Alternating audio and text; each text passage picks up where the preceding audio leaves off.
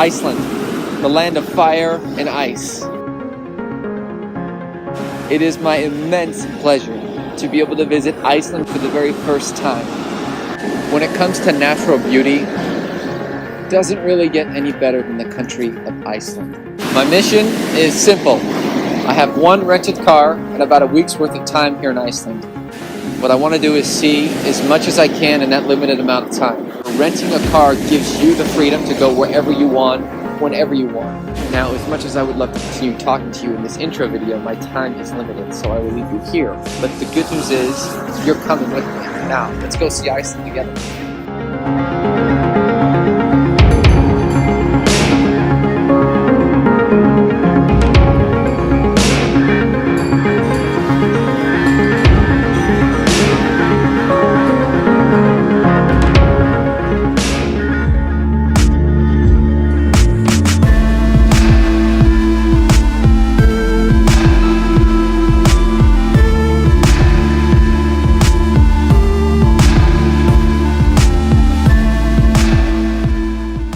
To hiking and trekking, Iceland just might do it better than any other place on earth. At the very top of the list when it comes to hiking in Iceland is the Laugavegur trek.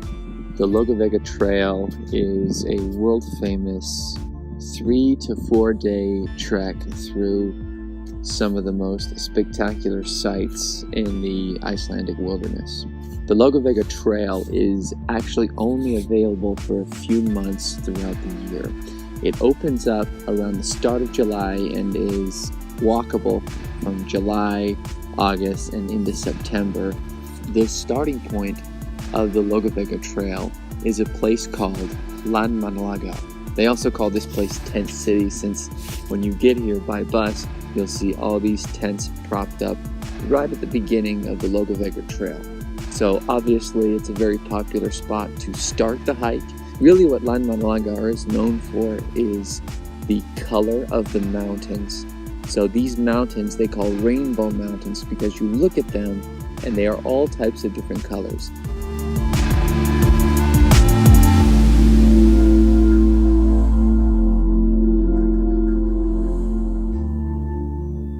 There's actually a pretty prominent peak, a high mountain called Mount Blanjukur, or the Blue Peak. You can go to the very top of the Blue Peak, which is a pretty serious hike, and get a terrific view.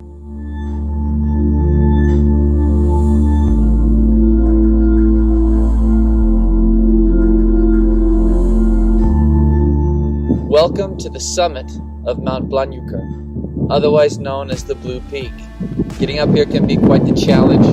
It takes anywhere from an hour to 2 hours depending on your level of fitness, but I would encourage you to push through the tiredness, push through the sweat, push through the difficulty, because when you are up here, you get a sight of all the beauty that Iceland has to offer. On one side, you see the mountains with all of the colors. It's no surprise they call these rainbow mountains because you look at them and you see almost a light pinkish color, a dark brown, green. To the other side, you see hills, volcanoes, and lakes, geysers with steam popping up. It really is the quintessential Iceland postcard getting up here. It's called the Blue Peak. It gets its name from the shimmering blue-black color of its sides. One cool fact is that the rugged terrain that you see here when you climb up literally was formed out of lava. So you're walking on an old lava-formed mountain. From here you get a good shot of the Landmannalaugar campsite. You can see all the tents that look like little puny ants. One thing to keep in mind if you are coming up Blanjukur is to take your time. Don't make it a race, especially if you are here in the summer months. You have all the daylight in the world. I say that just because some of the gravel can be a little bit loose, and it's not worth slipping off the side of one of these drops here because the drops seem like they don't end. It's safe to say that if you do take on the Blue Peak hike, it will be one of your favorite hikes you've ever done. Once you are up here, enjoy the view, take it all in, and congratulate yourself on a terrific view. Those of you who are hiking enthusiasts who love to push yourselves and enjoy being in one of the most beautiful places in the world should definitely consider hiking the Laugavegur trail.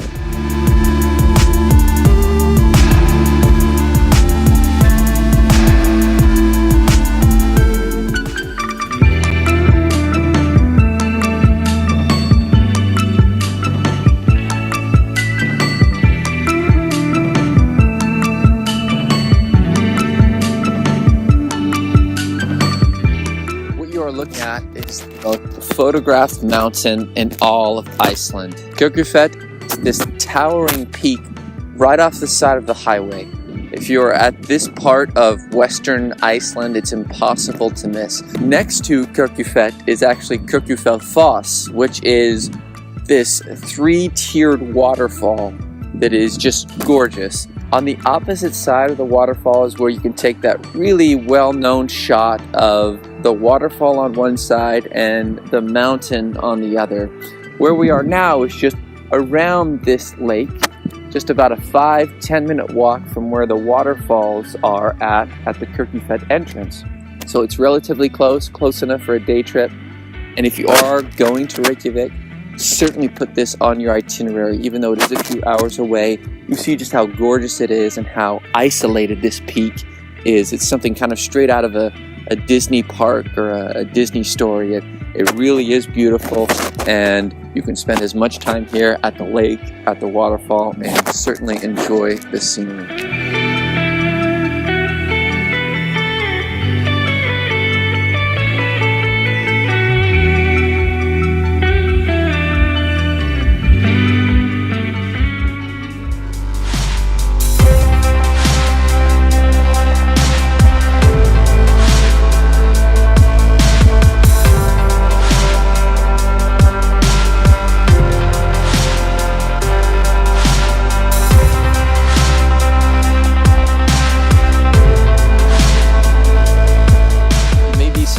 To find that one of the most popular tourist destinations in the entire country of Iceland is a crashed military plane. Thankfully, everyone in the crash survived.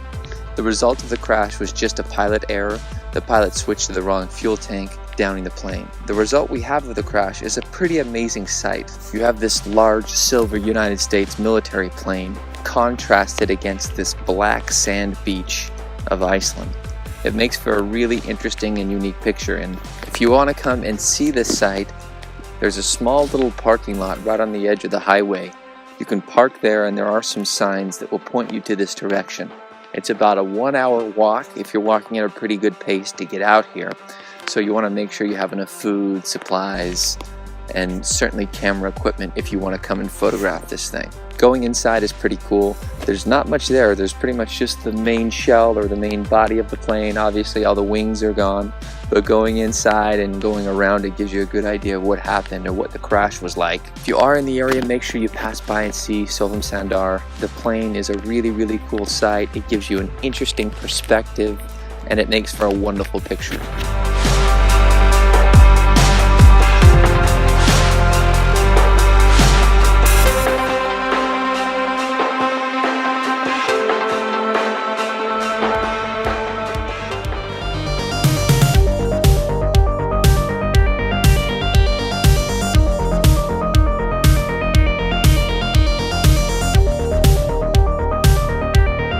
Willing to bet that you've probably never seen a beach quite like this, otherwise known as Diamond Beach. There are a few things that make this beach really unique.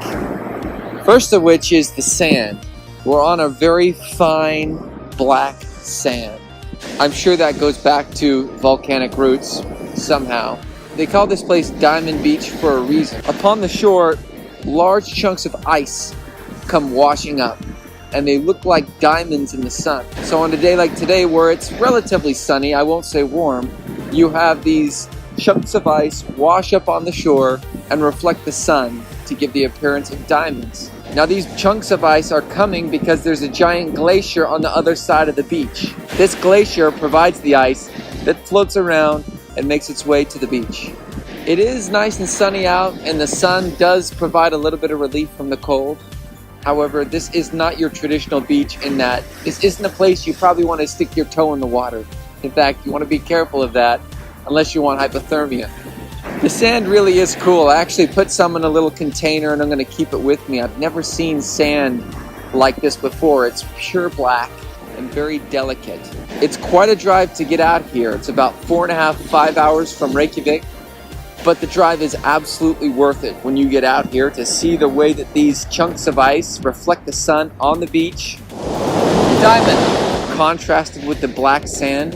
It really is cool, and it's worth your time. So if you have the time and you're able to get out here, you should definitely plan on it, because not only can you see Diamond Beach with the black sand, you'll also be able to see a real-life glacier, which not a lot of people get to see.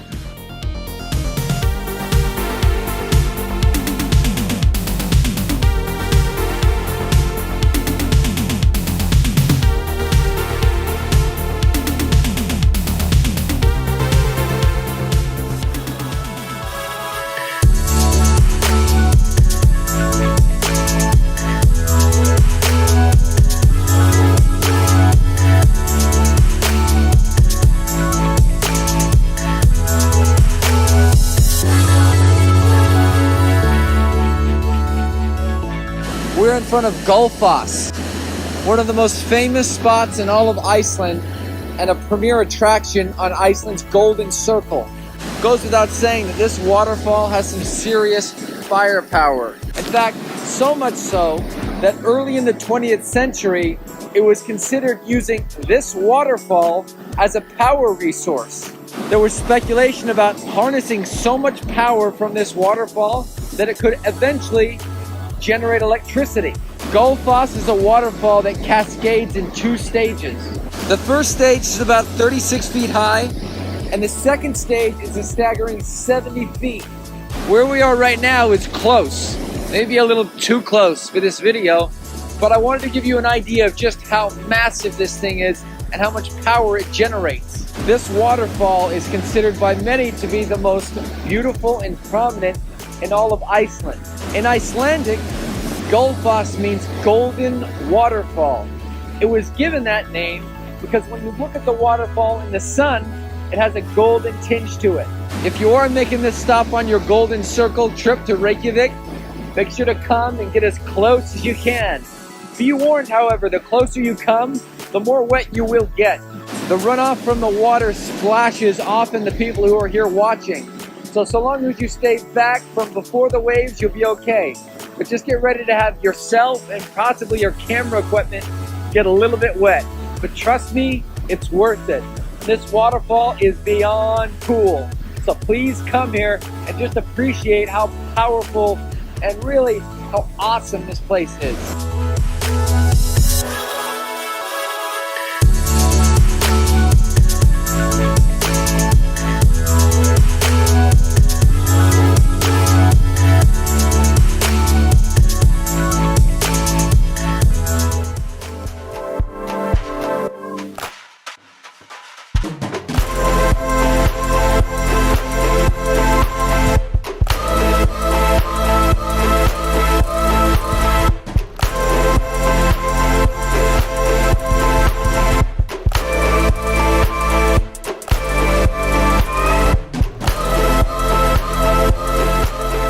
Every 5 to 7 minutes in the center of the geyser hot spring area, you see the Great Geyser.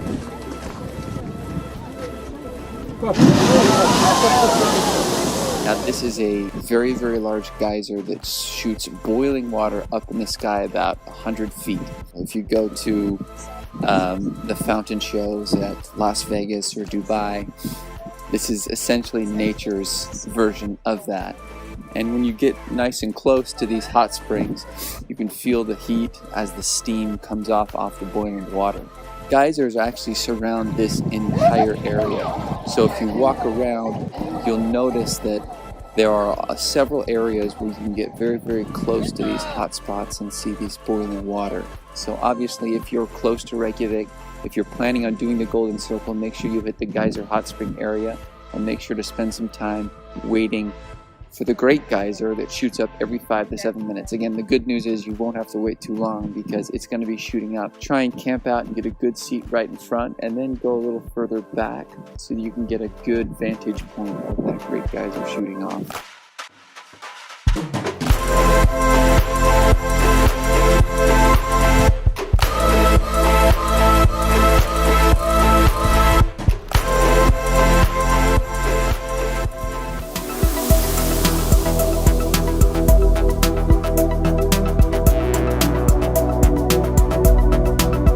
If it's not on your list already, be sure to put Seljalandsfoss as one of the go-to waterfalls to visit. What makes this waterfall so unique is that you can go behind it. Having a path that you can hike, run beyond the curtain of the waterfall gives you that really unique perspective that you don't see really anywhere else. When you come here to visit Seljalandsfoss, just be prepared to get wet. Obviously, being this close to a waterfall, you're going to get a little bit of water on you, especially if the wind blows. Seljalandsfoss is a terrific location and one you should definitely put on your list. In a country with so many terrific waterfalls, it's hard to find one that's so unique, and yet we have.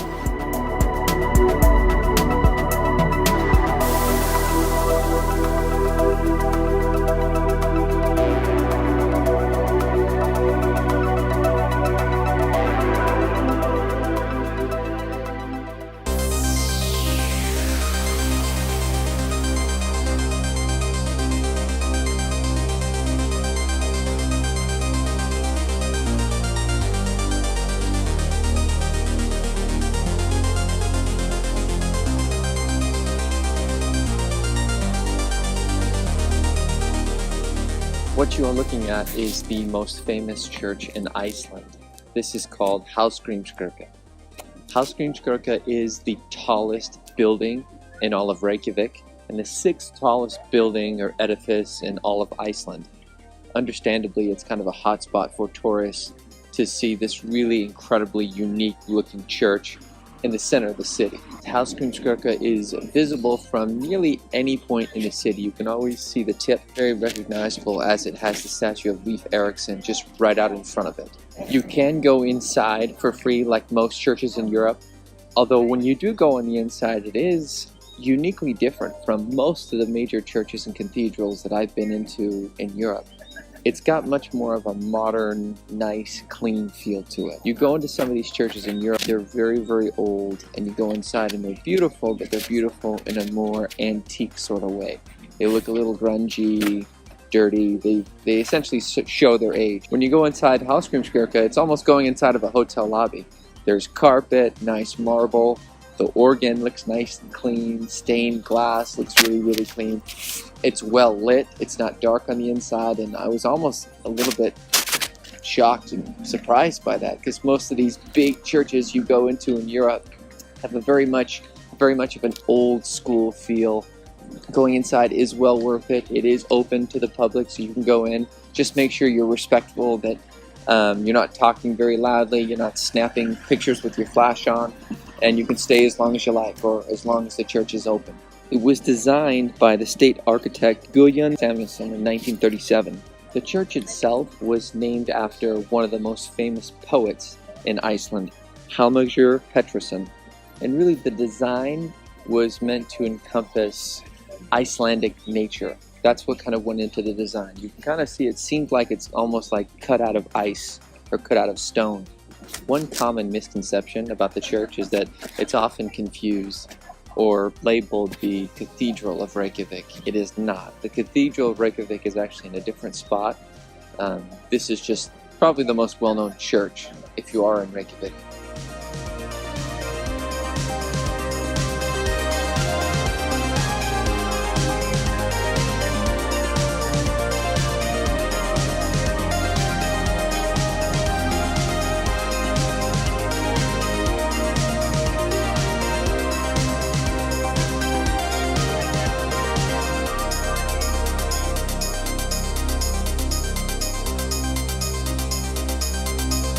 Reykjavík. It is the capital as well as the largest city of Iceland. It really has a small town feel to it. You see a lot of tourists pouring in and out of the Hallgrímskirkja church, the opera house, the Sun Voyager.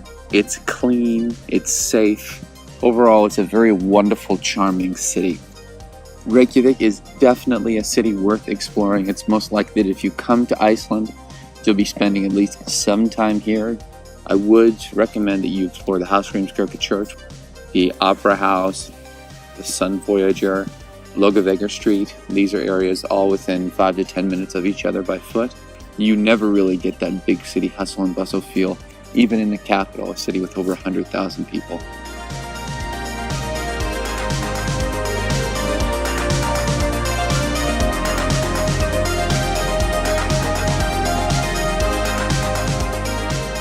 One thing you may have to get used to if you visit Iceland in the summer is just the amount of time that it's light outside. Right now, it's just past 11 o'clock at night. That's right, 11 o'clock at night. This can allow you to see several different sites in the city because you have so much daylight. So make use of it. Conversely, the opposite is true in the wintertime. If you're coming to Iceland, then get ready for some pretty short days and a lot of winter darkness. Honestly, it makes photographing things at night a little tricky, which isn't my favorite. I like getting some good night shots. Since it's never night, sometimes that's hard, but the daylight makes it worth it.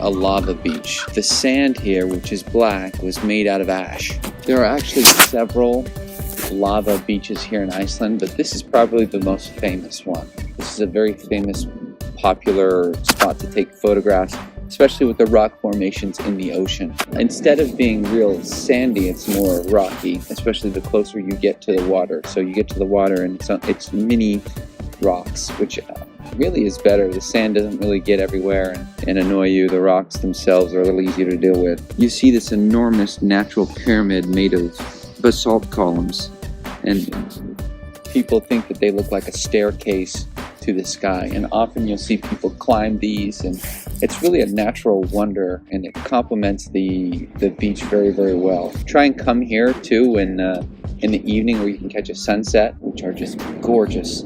Like most of the places here in Iceland, it gets busy, but not terribly busy, so you can come down here and enjoy a perfect evening and enjoy the cliffs and have it to yourself.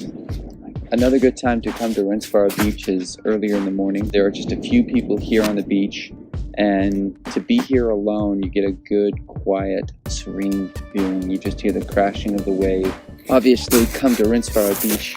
This is a gorgeous place. I'm willing to bet you probably haven't seen a beach like it. To the extent that you are able to try and walk as far as you can along the beach, and you'll be in for a very peaceful, serene experience.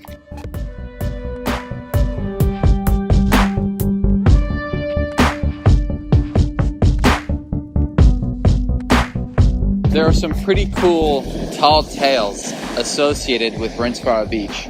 For example, the famous columns that you see when you first get out on the beach. Legend has it that these large basalt columns were once trolls trying to pull ships from the ocean onto shore.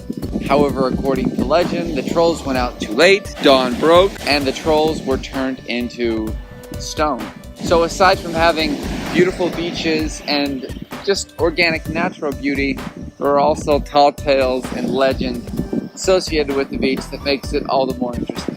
So the closest village to Reynisfjara beach is a city called Vík. Vík is just a small fishing village. However, there are some terrific hotels and restaurants, and it makes for a great spot to stop at if you do have the intention of viewing and coming to see the beach. When you come here in the evening, you get some great shots of the sun setting against the rock. Like a lot of the major sites here in Iceland, Reynisfjara beach is not very far away from Reykjavik. If you're renting a car, it shouldn't take you longer than about 2 hours to get out here. And when you are out here, take your time, enjoy it, walk the length of the beach, and take in what is one of the most unique beaches in the world.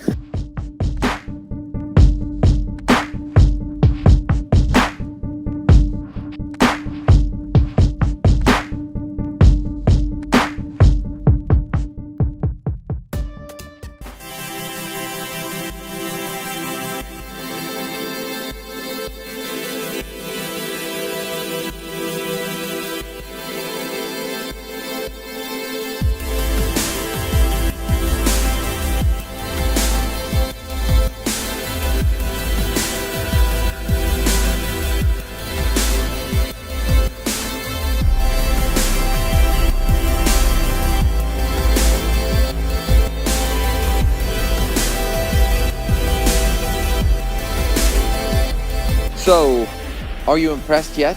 Welcome to Skógafoss, the crown jewel when it comes to waterfalls in Iceland. Skógafoss is 200 feet high and a towering presence as you're driving by the small village of Skógar. Now Skógar is just about an hour or so out from Reykjavík, so doing Skógafoss in a day is totally doable. Skógafoss is also the end point of the Laugavegur trail. You'll see a lot of people starting their hike here or ending their hike here, depending on the direction. Like Gullfoss, Skógafoss is incredibly powerful. When you get here at the parking lot, you can just hear the sound of the water crashing up against the ground. Now, although not terribly advisable, especially if you have very expensive camera equipment, you can walk up right to the very, very front of the falls. This will give you an idea of just how powerful this waterfall is. Make sure you're careful. You will get wet, as will your equipment, but it will be a very, very cool experience. Just to the side of the falls is a trail that leads up. Now this trail will take you the opposite direction of the Laugavegur trail. So that means after you pass Skógafoss, you will go and pass about 25 other little waterfalls. If you keep going on this trail, you'll eventually go on the road to Thorsmark, where you'll see the Fimmvörðuháls Pass. It's likely that you've seen Skógafoss in either Hollywood movies, commercials, or promotional materials. This is the quintessential image that appears in people's minds when they think of a waterfall. Skógafoss is accessible and visited by many all throughout the year. You can even come here during the winter time. It is a lot more cold and slippery, but still nonetheless very, very beautiful. If you have an affinity for waterfalls, or if you just want to see an awesome and terrific spectacle, you must come visit Skógafoss. As beautiful as it looks in pictures, they do not do the real thing justice. You will be mesmerized, you will love it. So make sure you put it on your list. Do not miss it. Make sure you bring your poncho.